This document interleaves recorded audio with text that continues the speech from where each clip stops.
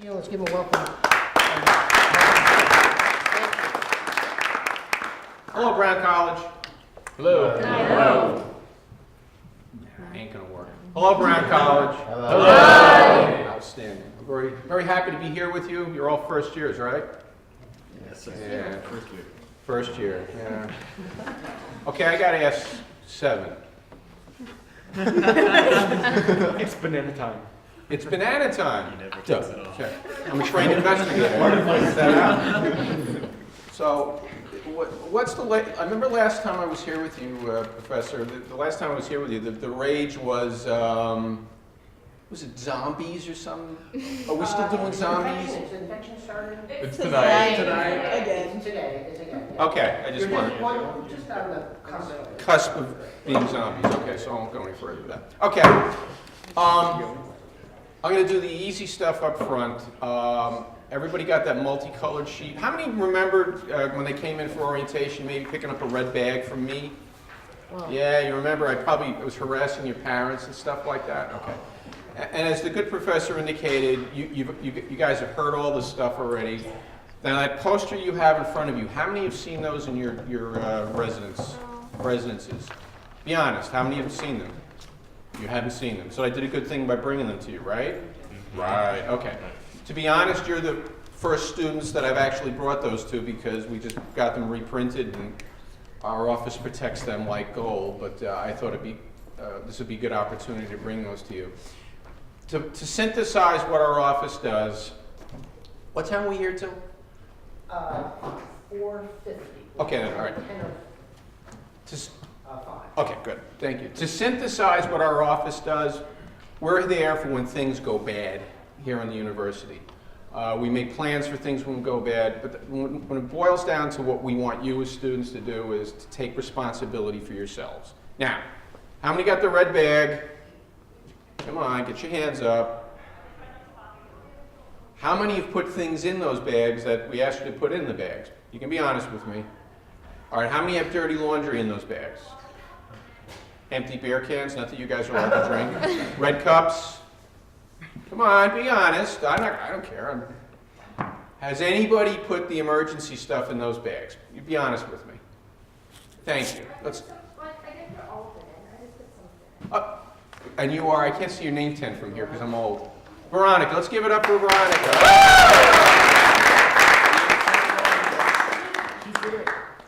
If we're having a conversation here and I'm squinting, just hold up your name tag because I'm looking for what your name is. Okay.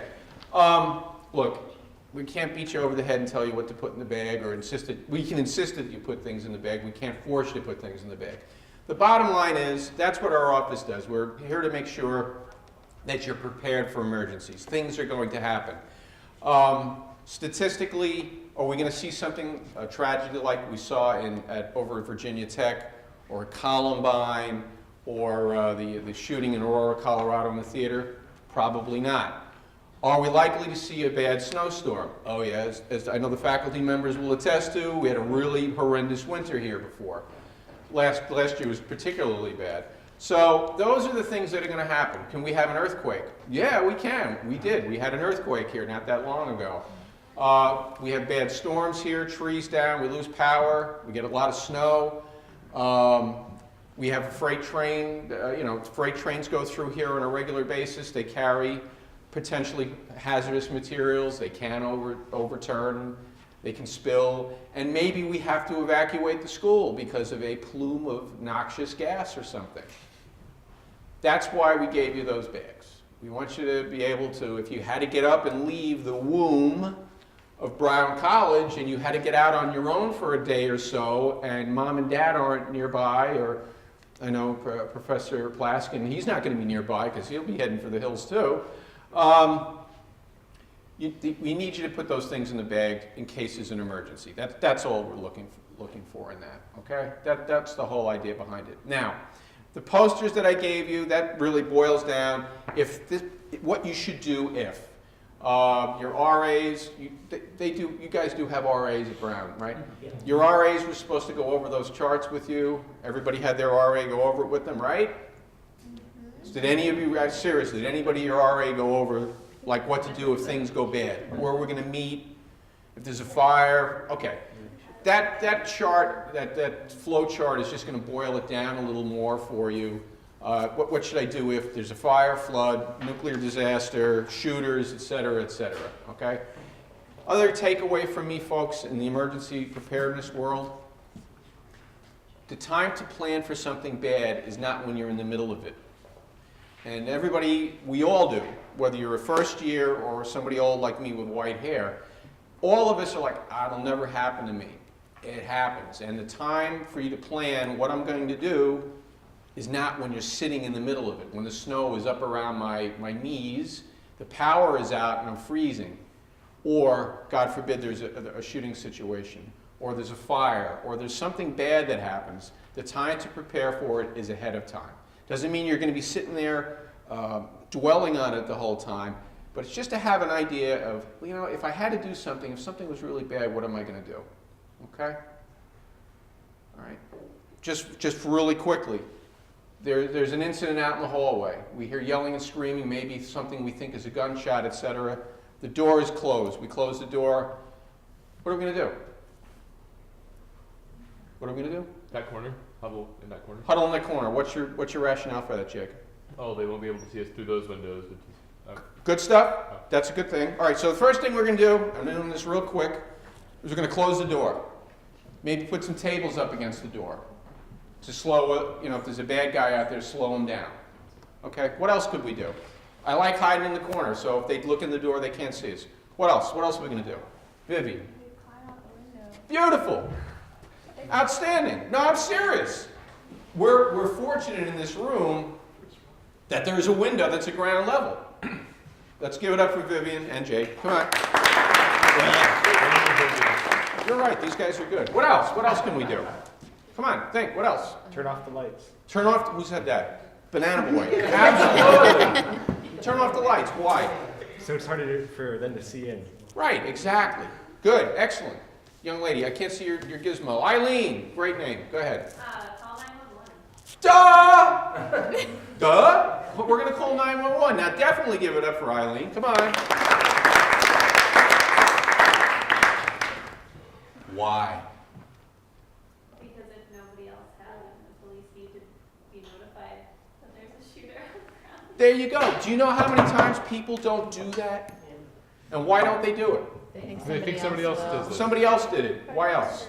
Forget. They forget. And why do they forget? Panicking. They're panicking. They're scared. They're in crisis. And we're going to talk about that in a minute. They're in a state of crisis. And what happens when you're in a state of crisis? You panic. You don't think straight. Eileen, don't, you're going to pull that out of your head if you keep doing that. I'm just teasing. My daughters do that too, so I've been there. Okay? So Eileen calls 911. What's she going to tell them? 911, what's your emergency? What are you going to tell me? I'm at the University of Virginia, and I think there's a shooter on campus. Okay, thank you. Goodbye. Grounds. Grounds. Grounds. No, it's good. What room are you in? Monroe, 124. No. Okay, so maybe, all right, We're dead. maybe Eileen doesn't know the exact room number. So let's then be as specific as you can. Okay, I'm at the University of Virginia. I'm at, what is this, Monroe Hall. I don't know what room I'm in, but I'm on the first floor, and I look out on whatever, if you see something out the window. As much information as you can give them, okay? When you come into a room, that's one of the things you should be thinking of. If I had to get out of this room because there's a fire or fire, flood, locust plagues, or whatever it is outside, how am I going to get out of this room? Is there another way out of here? Okay. But the 911 point is also important. Going back to Mr. Banana's point, he suggested we turn off the lights. If I'm moving too far out of the camera, just wave at me. Thank you. I'm not used to having a camera here. It's, you know. So, what was your rationale on not having the lights on? So they can't see in. Can't see in, and what else? What might it also do, Jake? They won't think anyone's here. Exactly. Both are right, absolutely. And that was the one I was looking for. What else could we do in this room? What else could we do in this room to maybe have the bad guy think there's nobody in here? Young lady. Stay quiet. Absolutely. And what's your name? I can't see your thing. Thank you. All right, we're going to be quiet. But that's good. Sir. Turn off the projector. Turn off the projector. What else? Young lady. Clear your tables. Clear the tables. Like maybe get the Oh, okay. I'm liking that. That's cool. But take like obvious things that show there's students here. You know, to be honest, Veronica, you're the first person who has ever said that in all my years of doing this stuff, and I like that. I really do. I've never heard that before.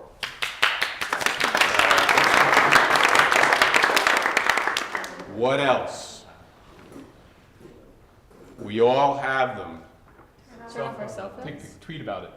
Well, yeah, They're gonna know we're but what are we going to do with our cell phones? turn them on Text. silent. Oh. Put them on silent versus putting them on? Vibrate. Or even I don't know. Put them on, yeah, because if you put them on, as I call it, set them on stun, there's got to be a Star Trek person in here, right? Yeah, okay, you get it. You know you're getting old when you say stuff like that. People look at you. What do you mean? When you set if you set your mobile or your cell phone on stun, believe me, we did tests up at Quantico about this. In like silent rooms, you can hear them buzzing. So yeah, set them on silent. I do not advocate turning them off. I like the idea of tweeting. Hey, we're here. This is what's going on. Come and help us. I like that idea. That's a good idea. But do you see what we're doing here, guys and gals? We're thinking through it. We're doing the planning now.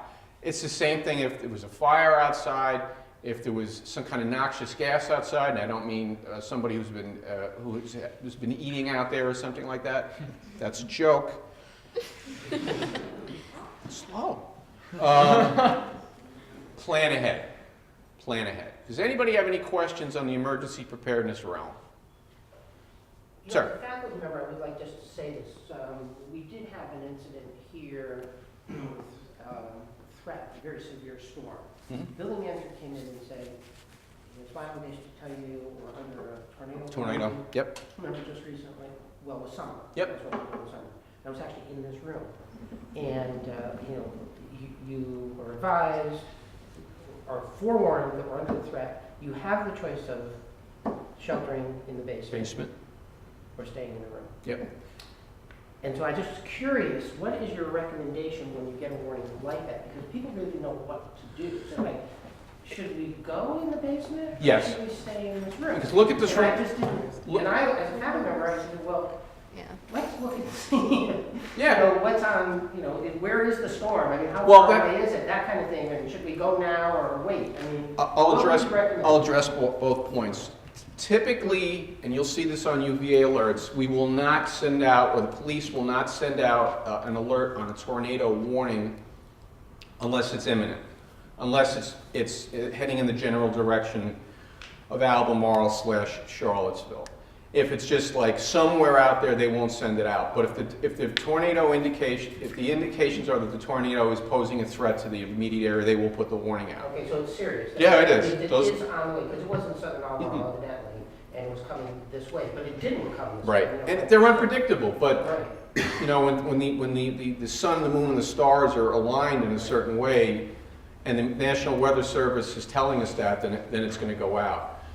In terms of the room, what's wrong with this room? Windows. It's got glass all over the place. I'd go to the basement. Go to the basement. If you can't get there, go to a men's or ladies' room, because they're solid structures, and or any interior room. If there's a room here that's like smack in the middle of the building that doesn't have any windows, you can go in there. It's safer. Get under a desk. Okay, get under something sturdy in case things are, these tiles and light fixtures, they could fall, etc. Okay. I think that talks about that on that poster. All right. Anything else? Yes, ma'am. I know in some geographic regions, Name? yes, Okay. it's possible to text 911 in the case of an emergency. Is that true here? The Albemarle County, let me back up. You were very fortunate here, and I know we probably discussed this with some of your parents when they were coming through, because when we saw you guys come through on orientation days, we were the last thing you were interested in. You were going everywhere else. But you're very fortunate in Albemarle County in that the 911 center here is co-managed or co-owned by the city of Charlottesville, the county of Albemarle, and UVA police. They all get dispatched out of the same place, and it's the building that 911 sits in is owned by the University of Virginia. They're in the process, this comes to your question, they're in the process of going over to a new 911 system. It's called E911, wherein it'll have the GPS capability. If you call on a cell phone, hey, I'm having a problem, I'm broken down, they'll be able to tell where you are, and the texting ability will be part of that. The issue with that is they have to have somebody who's dedicated to watching for texting. So that's, to answer your question, not now, it's coming. All right? Good, it's a great question. Anything else? You all going to be up at the Hill later? Maybe? Well, we hope a lot of them are gonna come up. Well, because they you wanna win the can ask, battle. and the contact information is there. You can call us anytime and ask questions. Okay. Professor Plaskin has asked me to talk to you a little bit about my career and what brought me to the hallowed halls of the University of Virginia. So I'll talk a little bit about my career because I think it's important for me as a former FBI agent to cultivate you guys and gals potentially as agents or as intelligence analysts, because quite frankly, you're the future, and I sat in the seats you're sitting in at one point, but not here. So let me tell you just a little bit about my journey and how I became an agent, what I did, and then I'll drill down a little bit on the last 14 years of my career. I was a full-time hostage negotiator, and I'll talk a little bit about that. It was a blast, the best time of my life, without a doubt. I mean, seriously, I mean, it was cool. Not the reasons you think, but it was cool. I grew up in New York City. Come on, anybody from New York? Upstate. Upstate, all right, New York. We'll start with New York. Anybody from New York? Where are you from? Utica. Okay, that's pretty far up. It's up in the snow belt. But we're kindred spirits. You're a Buffalo Bills fan? Giants. Oh, you are a Giants fan. All right, okay. I assumed the Bills. Because think about it, the Bills are the only true New York football team now, unfortunately. Because they're over in Jersey. Anybody here from Jersey? My apologies. What exit? What exit? Where do you live? Where are you from? Where? Central, okay, cool. All right, we'll hold it against you. Anyway, I'm teasing. My dad lives in Jersey. He lives down the shore. So, grew up in Queens, New York. Typical middle-class, blue-collar family. In case you haven't figured it out, I'm an Irishman by my ancestry. So if you grow up as an Irish Catholic in New York City, you're either going to be a fireman, a cop, or a priest. So, and it's true. There's a subject for a topic for your next novel. But that's true. It's the cultural thing. But my father's a retired New York City firefighter. Growing up, at first I wanted to be a firefighter, and as much as my father, I think, would have appreciated that or liked it, it's a very dangerous, very, very dangerous profession. And he kept saying, look, go out, get your education. You can always become a firefighter, but there's other things you can do. Your mother and I want to see you do other things. Okay, my parents were not college educated. So growing up, there was a TV show on. I know you guys are old enough to remember it. The FBI with Ephraim Zimbalist Jr., Inspector Erskine. Oh, yeah. You guys definitely won't remember that. But I remember seeing that and saying, hey, this is a pretty cool thing. This might be something I'd like to do. And then as a youth, we did growing up in the East Coast, one of the things that you would do would be go to Washington. It was like a big deal. You got to go to Washington. And we did the tour of the FBI building, and they do a whole demonstration. I said, that's what I want to do. So I held on to that desire and that dream of becoming an agent. Got through high school, and I went to St. John's University in New York. I majored in criminal justice. If I had to do that all over again, I wouldn't have done that. I probably would have taken accounting, only because it was more applicable to a lot of things that we did in the Bureau.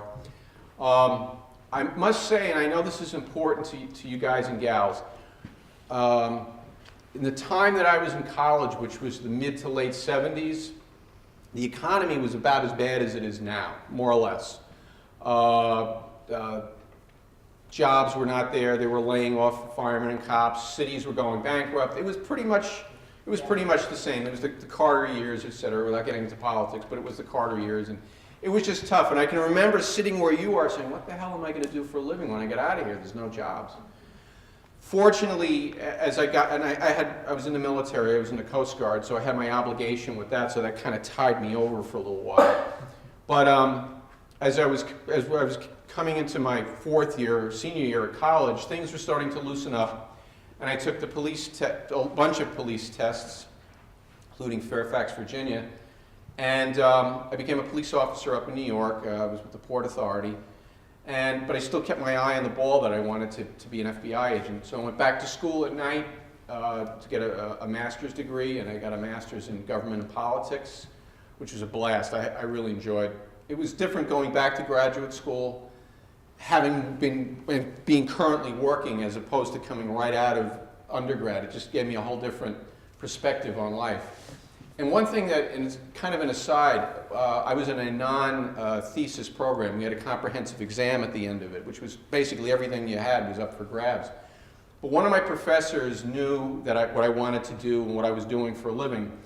And I'll never forget, it was a broad essay question for my comprehensive at the end. What would the potential of what impact would a potential terrorist attack on the United States have constitutionally? And this was back in 1986, long before 9/11. But to this day, I'll never forget that. And, I talked about search and seizure issues and posse comitatus and all the things that you see now. I remember talking about that in wire surveillance and the NSA and all those other things. Who knew back then that that's what would happen? So that's just a little bit of an aside. So I became a police officer, went back to graduate school, and then I did apply for the FBI. And I was hired in 1986. I finished graduate school in January and started agents class in May. So I was very, very fortunate. The federal budget was very tight then. There was a whole thing called Graham-Rudman. I know you guys will remember that. There was a couple of times while I was in agents class at Quantico, Virginia, that they came in and told us we might be laid off because the funds were cut and it was the end of the fiscal year and all those other things. But they only hired 300 agents that year, so I was very, very, very, very fortunate that I did get hired. And when I graduated from Quantico, my wife and I were sent to Little Rock. Anybody from Arkansas? Good, we could pick on them. No, I'm teasing. I'm not gonna, I won't. We were sent to Little Rock, Arkansas for 2 years, which was, for me culturally, I mean truly culturally, it was so much different. The Deep South and civil rights issues and cross burnings. And again, this is 1986, it's not that long ago. I mean, I worked in cross burning cases and it was totally different. Good experience. Transferred back to New York City, where I was assigned to the Joint Terrorist Task Force. And I got to work on cases like Pan Am 103 that blew up over Lockerbie, Scotland, Flight 8, TWA Flight 800, the first World Trade Center bombing in 1993.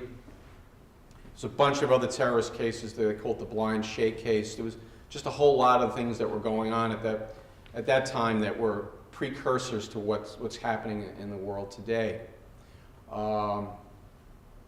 During that time, an opportunity came up to take what at that time was called hostage negotiation training. And if anybody ever seen the movie Dog Day Afternoon, Al Pacino? Yes. Wow, we're getting old, damn. It's a great flick. If you've not seen it, it's a true story. Dog Day Afternoon, Al Pacino's in it. He's really young in it. Great flick. It's a true story. It happens, all filmed in Brooklyn. It's good. Anyway, that was the genesis of hostage negotiation. I got really interested in it, and then came back to Quantico for a 2-week school, which was tough. It was a very, very difficult course. When I went back there as an instructor, we made it a lot more difficult, but that's a whole other story. So I did that as a part-time job. I was still an investigator, did it as a part-time job. I got most of my experience going out with the NYPD because they were dealing with emotionally disturbed people who wanted to commit suicide and domestics that went bad, et cetera. So I got a lot of that kind of experience with them, and they were really good teachers. 1998, Came down to Virginia. I was promoted and came down to this crisis negotiation unit in Quantico. And as I said, I was there from 1998 to when I retired in 2012, so it was a blast. It was really a good experience. We were full-time negotiators, and the part that leads into the Captain Phillips saga is the one function that we did that was not well known was anytime an American would be kidnapped overseas, we had the responsibility of being the negotiators for the federal government for that. So my colleagues who were still up at Quantico were very much involved with the Foley, the Jim Foley. These last two Americans who were beheaded, they were very, very much involved in that. I don't know all the details. Some of the overseas hostage cases that I was involved in were Daniel Pearl from the Wall Street Journal. I was involved in that one. Steve Santani from Fox News was kidnapped in Gaza. We worked on that one. Jill Carroll, she was a correspondent for the Christian Science Monitor. We worked on that. So there was a lot of ones that were kind of newsworthy, but hundreds and hundreds of other ones that you never would have heard of. And we were very busy at the beginning of the Iraq War in 2001, 2002, because that's when that conflict started, as is going on now with ISIS. They would kidnap an American or a Westerner and behead them right off the bat. They weren't looking for ransom. They weren't looking for anything like that. So they would behead them. But then they came to realize that the insurgency in Iraq, they weren't selling drugs, they weren't running prostitution rings, so how are they going to get money? We can kidnap people and get ransom for them. It's an easy way to get money. So that's where that really started. Some things to think about with hostage negotiation in terms of the domestic setting of it, like what a police officer negotiator would do, or in the international realm. So we'll talk a little bit about those. Why do we negotiate? Let's back up even one step further. When you hear the word negotiation, Gabrielle, Yeah. what's the first thing that comes to your mind? You hear negotiation. Compromise. Compromise, excellent. Keen. First word that comes to your mind. It can't be the same one. It's got to be something different. Related to negotiation. Just, you hear the word negotiation, what do you think? Difficulties. Difficulties, I like that. Okay, John, good first name. Yeah. What do you think? First word, doesn't matter, no wrong answer. Thank you, give it up for John. Besides having a great name. Communication. Communication. That's what it is. That's all it is, pure and simple. All these other things that Gabrielle and him. I know. I know it is. I'm focusing on the last name right now. It's definitely Irish. Those are all elements of it, and they're all correct. But the one element that, and as I'll explain in a moment, that most people don't realize is that's all it is communications. So why do we communicate?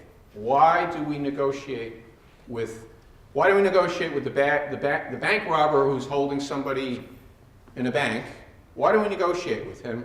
Or why do we negotiate with ISIS? Why do we communicate with ISIS? Why? Very simple, fundamental reason. Why? Sir? We get time. Yes, that is an element. We buy time, absolutely, which was a big element with Captain Phillips. That's right. But something more fundamental than buying time. Why else? Yeah, Emma. If you express that you're willing to cooperate, it kind of calms people down and less likely to do stupid things. Absolutely. Do people do stupid things? Oh, yeah. That is an element, absolutely. More fundamental than what Emma said. Why do we negotiate law enforcement? I can't see. Catherine. Get what you want. Get what you want. Yeah, that's true. We get what we want, but we also want the bad guy to think he gets what he wants. It's true. It's an element. Tiffany, Vinci, whatever. Hello. Hi. I just wanted to know if, are Americans, is there any government allowed to negotiate with terrorists? I will come to that in a moment. Hold that question. I will come back to you, Tiffany. If I don't come back to it, throw your cup at me or something, because that's a very important element. Why else do we negotiate? Because human lives aren't disposable. Bingo! We save lives. That's what it's all about. And when I said before that I had a blast during that time of my career, that's what it was all about. I mean, I got to put bad guys in jail and blah, blah, blah, all that other fun stuff. And that was cool. Prosecute cases and develop cases and put some really bad people away. Cool. But I'll tell you, the rush, true rush you get, and then I can actually stand here before you today and say there's people walking around on the planet alive today because of things that myself and my colleagues did. It doesn't get any better than that, folks. Truly a rush. I mean, it does something for you. So that's what it's all about, is to save people's lives. Absolutely. Okay, I'm going to come to Tiffany's question in a moment. If I had to use only one slide or one graphic to describe to you what the art of hostage or crisis negotiation is, it would be this here. I don't know if the people who are in the back, I don't know if you can see it. It's emotions, rationality, The National Football League. National Football League. No, it's not. Normal functioning level. Okay, I'm going to explain this to you, because this will focus on what a negotiator, what he or she does. Okay? See this middle line here? The National Football League, your normal functioning level, that's where you all are right now. It's flat line, right? You're all sitting here going, you're listening to me babble on. But that's where we are normally, right? Our day-to-day lives. But you notice I made it a broken line. Do we have like little ups and downs every day? Eleanor? Is your day always perfect? No. You get the little ups and downs? Sometimes. Like what kind of ups and downs? What kind of ups do you have? Good stuff at the dining hall. Nice weather. Okay. Without getting too personal, what kind of downs do you have? Homework.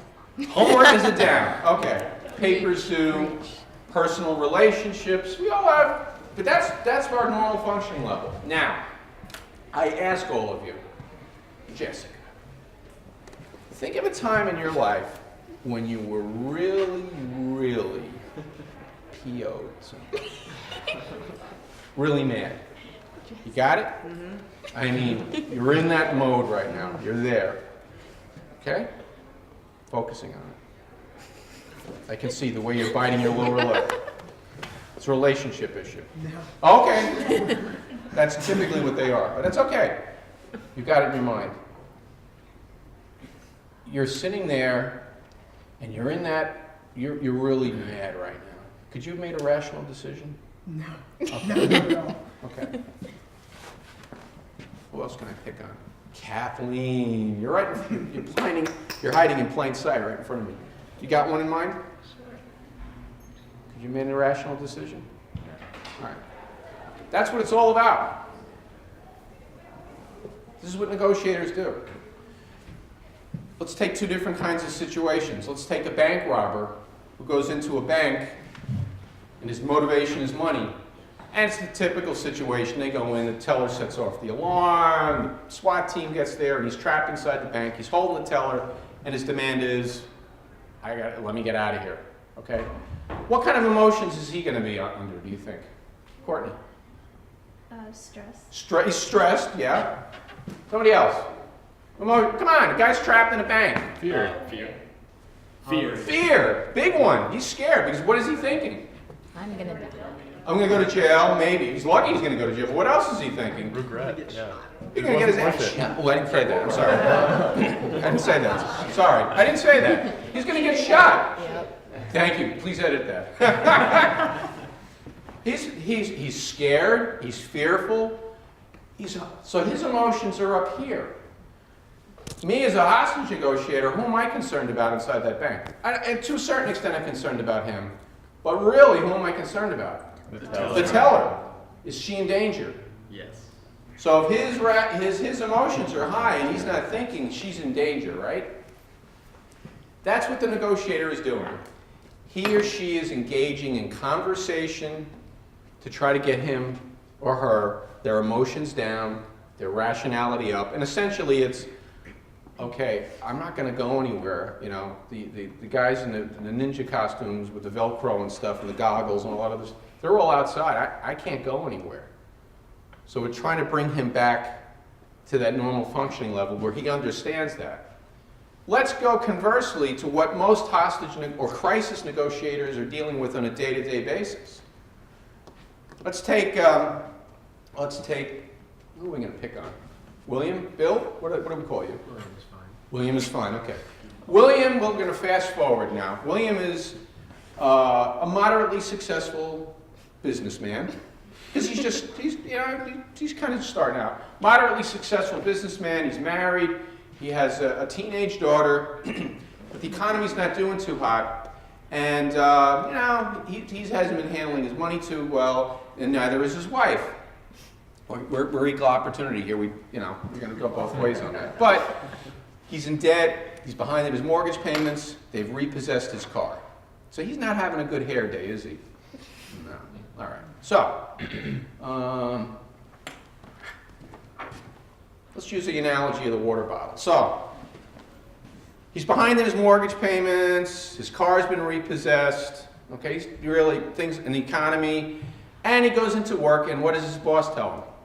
Later. Fired. You're fired. Laid off. Fired, sacked, canned, whatever. So now William's bottle is like really filling up. So he's going to go home. He has to take the public transportation because they took his car away from him. What do you think his emotions are? What kind of emotions is he going through, Christopher? What emotions is William going through right now? Frustrated. Frustrated. What else? Sad. Sad. Hopeless. Oh, who said that? Outstanding. I have a job for you. He's actually recruiting for me. I am recruiting. All right, so then he gets home, he's trudging along, he's there with his briefcase. And the first thing that he notices when he comes up to his modest little home is all his clothes are out on the front lawn. Oh, man. So William's bottle is to here. So he goes up to the front door, and his wife answers, opens the door and says, honey, you just ain't getting it done anymore. I've fallen in love with the mailman. Oh my God! Or mail lady, or whatever it is. It doesn't matter. I have a new significant other. There's your stuff. Hit the road. Oh yeah, and by the way, your teenage daughter is pregnant by Ta-da! Jake has got it. I knew it. Yep. So what happened to Jake's water bottle? Bam! So what does he do? He wigs out, he's yelling and screaming at her, and now he's barricaded inside the home with her. Oh my God. Different dynamic. Because he's where he's supposed to be, he's inside his home. It's not like he's a stranger in the bank. He's not, his motivation isn't the money in the bank or escaping from the bank. So when police officers show up and they knock on the door, what does William say to them when he comes to the door? When he flings open the door, William says to the cops, Go away. go away! Give it up for William.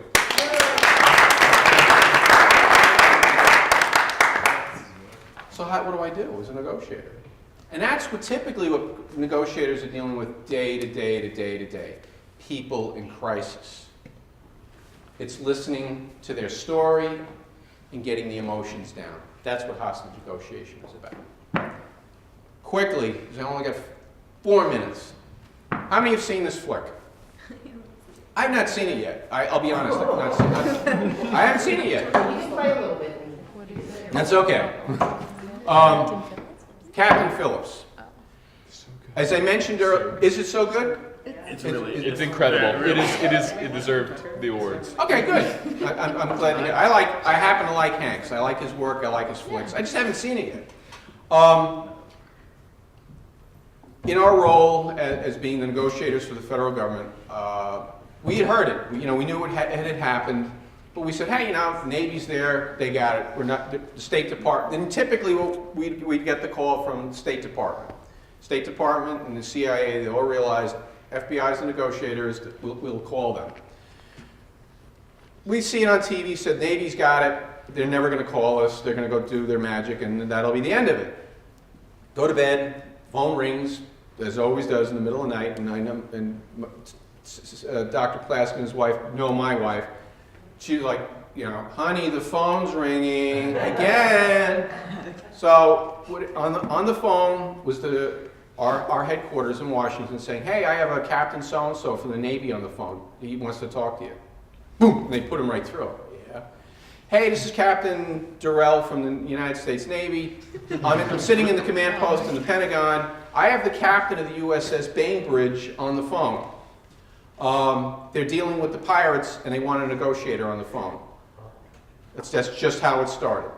So, because I was the unit chief, I said, whoop, time out, I'm going to assign one of my guys to do it. So one of my guys who's sitting in Fredericksburg, and if they hit, you're from Fredericksburg? Yeah. Oh, he lives in Chancellorsville. Oh, yeah. So anyway, the kids went to Riverbend. Yeah. So, as he describes it, he's sitting in his living room in his tidy whities, talking to an interpreter, talking to a Navy chief on the ship, who was talking through to an interpreter to the pirates. That's how it truly happened. Our job was to somebody said slow the situation down, whoever that was over here. Somebody said slow it down, was that you? Buying time, that's what we did. We knew that the pirates, all they wanted to do, and again, not seeing the flick, I don't know how it was depicted, all they wanted to do was get Captain Phillips to Somalia, because once he got on the beach, that was the end. The warlords would have had him, and it would have been a whole new ballgame. The Navy said, we have drawn a line in the sand, or truly in the water.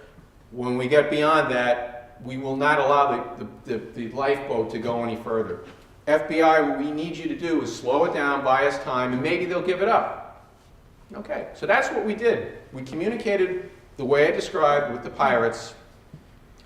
We knew, and we had trained with the Navy SEALs a lot, because if we go overseas to do hostage situations, our muscle is going to be either the Navy SEALs or the Army. So we train with them regularly. They understand what we do, we understand what they do, and vice versa. Captain Phillips, I'm assuming what happens is they started getting antsy with him. Is that how they? And that's what they did. That is truly what they did. What we did do, I don't know if it was shown in the movie, was we lowered the pirates' expectations. We were able to get the one off them. One came off the ship. I don't know if they showed that. One pirate did come off the ship. We had a doctor go out and do medical calls with them every day. Hey, is everybody okay? So we were lulling them into a sense that they were going to get what they wanted and they'd eventually get to the shore. Again, buying time. Because initially there were no Navy SEALs on that ship. They had to fly them out there. So again, we were buying time for them to get the Navy SEALs out there. So the long and short of it is that is how it ended with the sniper shots, etc. Did we know that they were going to shoot them? We did not know that, but we also knew that part of the thing that we did was every day they would come up out of the ship to talk to the Navy doctor at a certain time of day. We were getting them into a routine, and the Navy wanted us to set them into a routine so if they had to do a hostage rescue, which is what they did for Captain Phillips, they would be able to do that. So I'm not going to get into further details on that, but that's truly how that happened. In terms of the movie, I know we weren't depicted in it. Hollywood came, the writers for this movie came and interviewed us at Quantico. And we told them the whole story, just about how, like I told you, including Vinny D'Alfonso sitting in his tidy whities, because we were kidding around, who's going to depict him sitting in his underwear in his living room?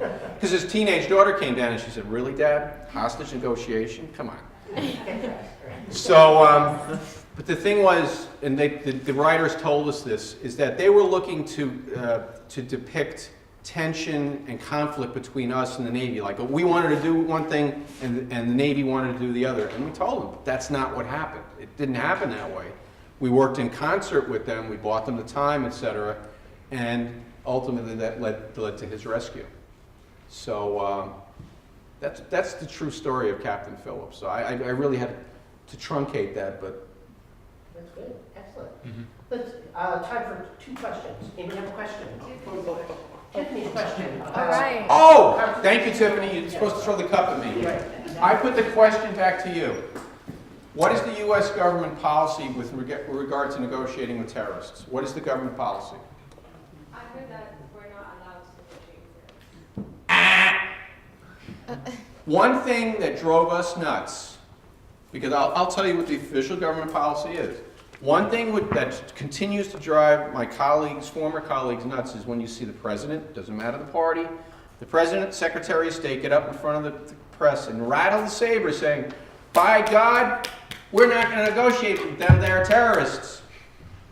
Okay, we all know the terrorists are not stupid, they watch CNN.